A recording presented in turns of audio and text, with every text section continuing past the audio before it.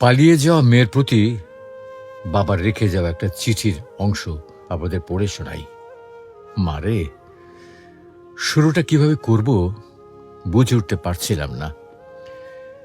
যেদিন তুই তোর মায়ের অস্তিত্ব ছেড়ে ভূমিষ্ঠ হয়েছিলি, সেদিন থেকে তোকে মা বলে ডাকতে শুরু করলাম। তোকে মা ডাকতে গিয়ে নিজের মা হারানোর ব্যথাটাই ভুলে গিয়েছিলাম। তোর মাকেও কোনোদিন মা ছাড়া অন্য নামে ডাকতে শুনিনি আমি।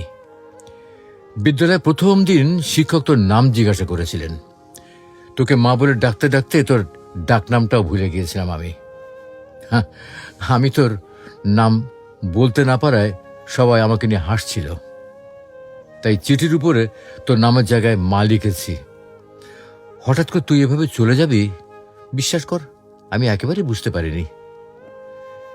ছেলেটা যেদিন বাইরে ব্যাগ হাতে তোর জন্য অপেক্ষা করছিল, কখন তুই দরজা খুলে বাইর হয়ে আসবি, আমি তখন ভেতরে বসে স্রষ্টার কাছে প্রার্থনা করছিলাম, আর কতটা ভালোবাসতে পারলে তুই আমাকে ছেড়ে চলে যাবি না।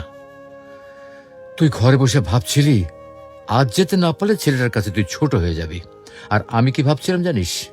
আমি ভাবছিলাম তুই চলে গেলে সমস্ত পিতৃ জাতির কাছে আমি কি করে মুখ দেখাবো। জানিস মা, তুই তোর 3 বছরের ভালোবাসা খুঁজে পেয়েছিস, কিন্তু আমার জীবন থেকে যে 20টা বছরের ভালোবাসা হারিয়ে গেছে তা তোকে কিভাবে বুঝাবো। মারে, প্রত্যেকটা বাবা জানে রক্ত পানি করে গড়ে তোলা মেয়েটা একদিন অন্যের ঘরে চলে যাবে। তারপরেও একটু কৃপণতা থাকে না বাবাদের ভেতরে।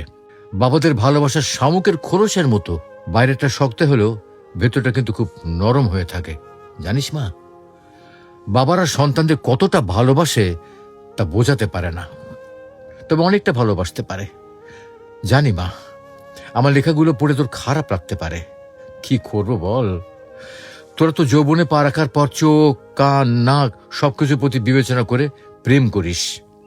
কিন্তু যেদিন জানতে পারলাম তুই তোর মায়ের গর্ভে অবস্থান করছিস, সেদিন বুঝতে পারিনি তুই কালো হবি না ফর্সা হবি, ল্যাংড়া হবি না বোবা হবি। কোনো কিছুর অপেক্ষা না করি তোর প্রেমে পড়ে গিয়েছিলাম, তাই এত কিছু লিখলাম।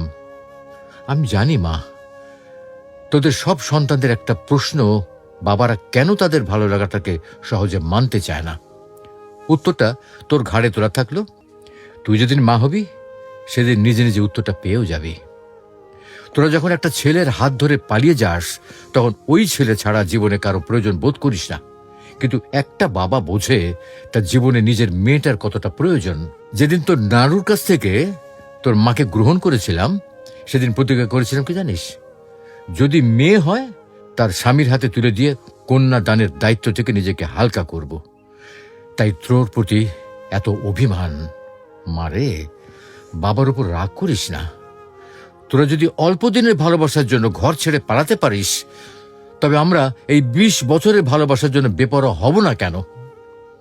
বাবারা মেয়ে সন্তানের জন্মের পর চিন্তা করতে থাকে নিজের মেয়েটাকে সুপাত্রের হাতে তুলে দিতে পারবে তো, আর যৌবনে পা রাখার পর চিন্তা করে কোনো প্রতারণা হাতে পড়ে পালিয়ে যাবে না তো।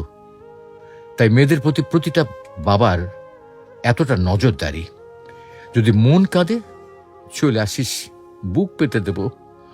হয়তো তোর মায়ের মতো তোকে পেটে ধরিনি, তবে পিঠে ধরার যন্ত্রণাটা সহ্য করতে পারছি না। আর কি বলবো তোকে। ইতি, তোর জন্মদাতা পিতা। সুপ্রিয় দর্শক, এই চিঠিটা পড়ে অন্তত একটি মেয়ে বা ছেলেও যদি তাদের সিদ্ধান্ত থেকে ফিরে আসে, তাতে মন্দ কি?